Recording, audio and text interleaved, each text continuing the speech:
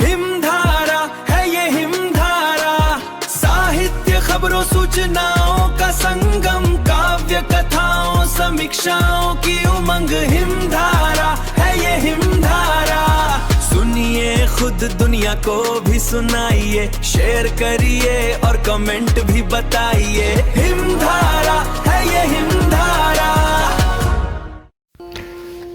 नमस्कार श्रोताओ, चर्चित कवि अजय का काव्य संग्रह इन सपनों को कौन गाएगा का पुनर्प्रकाशन आधार प्रकाशन ने किया है।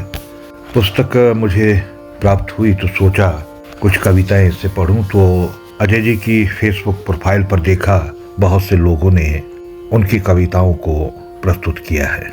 मैं इस काव्य संग्रह से एक कविता पढ़ने वाला था, लैंप पोस्ट के नीचे बैठी औरत, लेकिन वो भी किसी बच्ची ने पढ़ी है जो कि अजय जी की फेसबुक प्रोफाइल पर उपलब्ध है।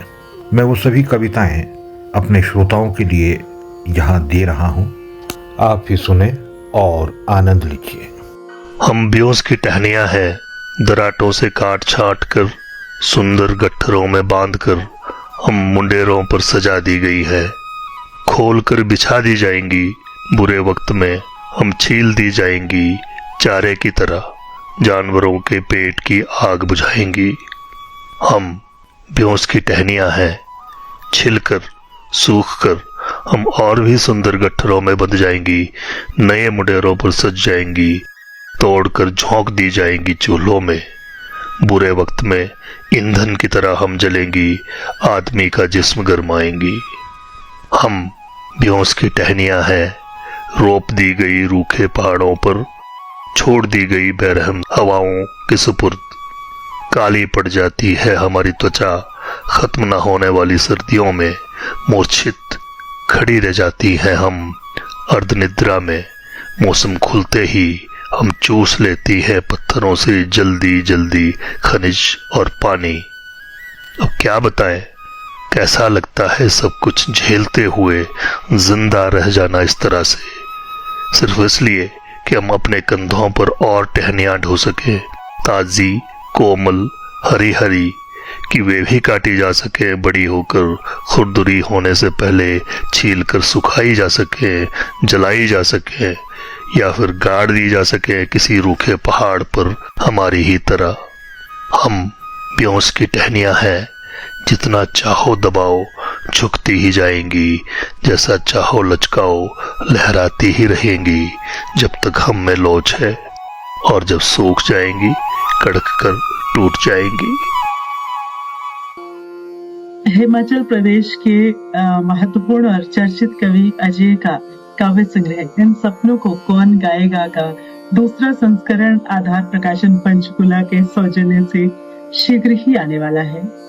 इसी काव्य संग्रह की एक चर्चित कविता जो हिमाचल के पशुपालक जनजीवन पर आधारित है, रातों रात चलने वाले, कविता का शीर्षक है। कविता सुनिए। यहाँ तक आए थे रातों रात चलने वाले, यहाँ रुककर आग जलाई उन्होंने। ठिठुरती हवा में इस पहाड़ पर पानी डूबा, गाढ़े तंबुओं के खूंटे, चूल्हे के पत्थर अब तक दिखते हैं काले, और लकड़ियां अधगीली।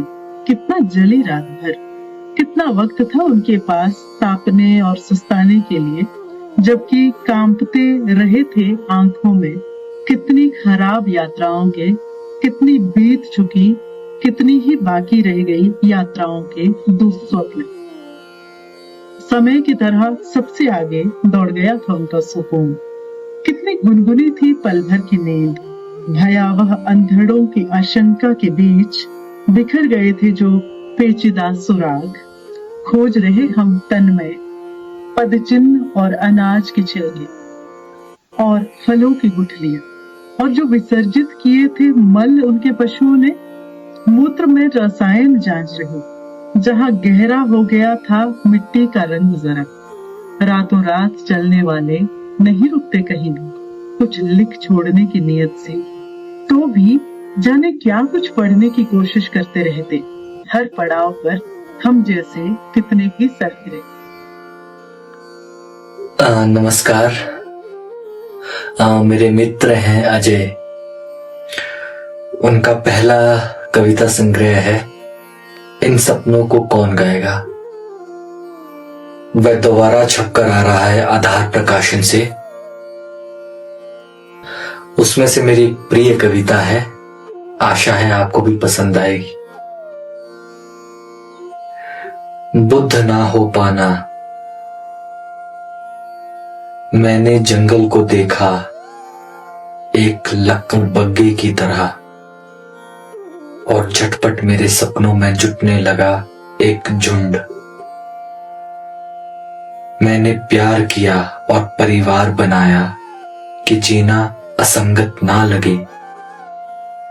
फिर पता नहीं मेरी अपनी ही भूख थी वो, या कि शावकों की कोई गुप्त पुकार। मैं उठा, बेताब कूदता रहा झुके हुए पुट्ठों पर। पूरा एक झुंड नहीं बन गया जब तक दुर्गंध में नहाया। दौड़ता भागता एक दुर्बल हिरन को सूंघता हुआ। सभी को कुछ ना कुछ चाहिए जीने के लिए।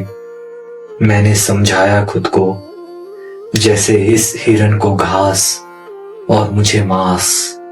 मैं देखता रहा चुपचाप, ठीक एक लक्कड़ बग्गे की तरह बेबस, अपना बुद्ध ना हो पाना। बहुत बहुत नमस्कार सभी को। आधार प्रकाशन पंचकुला हिमाचल के महत्वपूर्ण कवि अजय जी के बहुचर्चित काव्य संग्रह इन सपनों को कौन गाएगा का पुनः प्रकाशन शीघ्र ही करने जा रहा है। इस संग्रह की बहुत सारी कविताएं मुझे व्यक्तिगत तौर पर बेहद पसंद है। उन्हीं में से एक कविता आज आप सभी के मध्य रखती हूँ। कविता का शीर्षक है लैम्प पोस्ट के नीचे बैठी औरत। तो शुरू करती हूँ। वहां जो औरत बैठी थी उसने होंठ रंग रखे थे खूब चटक, और नाखून भी। उसकी गर्दन पर काली झुर्रियां बन रही थी और जबरन घुंघराले किए बालों से पसीना चुहचुहा रहा था। वहां जो औरत बैठी थी उसके चारों ओर भिन भिना रहे थे बच्चे, एक दूसरे को छेड़ते, खींचते, ढकियाते, गिराते, रुलाते, मस्त माँ से बेखबर। वहां जो औरत बैठी थी उसकी आंखों से भागकर सितारों में खो गई थी चमक। उसके चेहरे पर लगा था ग्रहण और चांद हंस रहा था। उसके भीतर के तमाम परिंदे कर रहे थे कूच की तैयारी, अपनी भरपूर चहचहाहटों और ऊंची उड़ानों के साथ भोर होते ही। वहां जो औरत बैठी रहेगी उसकी आर्द्रता सोख ले जाएंगे बादल, हवाएं चुरा लेंगी उसके सुनहरे सपने, और सूरज छीन लेगा उसकी रही सही गरमाइश दिन निकलते ही। यह धरती ही थामे रहे संभवतः जैसे तैसे एक चूक रही औरत का बोझ दिन भर। वहां जो औरत बैठी है उसे बहुत देर तक यूं सज धज कर गुमसुम चुपचाप नहीं बैठे रहना चाहिए। धन्यवाद। आपने अजय जी को, प्रोफेसर संगीता कौंडल जी को, पवन ठाकुर जी को और वैशाली बिष्ट जी को सुना। अजय जी के काव्य संग्रह इन सपनों को कौन गाएगा से कुछ कविताओं के साथ। अब संग्रह अजय जी का हो और पढ़ने का मोह तो मैं छोड़ नहीं पाऊंगा। अपने पाठकों के लिए छोटी छोटी कविताएं हैं अजय जी की, वो प्रस्तुत कर रहा हूँ। वो आता जैसे तितलियां, बिराजता जैसे सम्राट, खिसक जाता जैसे चूर। अब काम शीर्षक से कुछ कविताएं हैं। आंखें आशंकित थी, हाथों ने कर दिखाया। दूसरी है, आज प्रार्थना नहीं सुनी जाएगी, ईश्वर व्यस्त है, तुम भी काम पर लग जाओ, कल वो जरूर सुनेगा। काम शीर्षक से ही तीसरी कविता, काम की जगह पर सब कचरा बिखरा, बस काम चमक रहा है आग सा। तो श्रोताओं, ये थी अजय जी के काव्य संग्रह इन सपनों को कौन गाएगा से कुछ कविताएं। अजय जी, वैशाली बिष्ट, पवन ठाकुर और प्रोफेसर संगीता कौंडल जी की आवाज में। कविताएं आपको अच्छी लगी हैं तो आप पुस्तक भी जरूर लीजिएगा। इन सपनों को कौन गाएगा पुनर्प्रकाशन किया है आधार प्रकाशन पंचकुला ने। नमस्कार।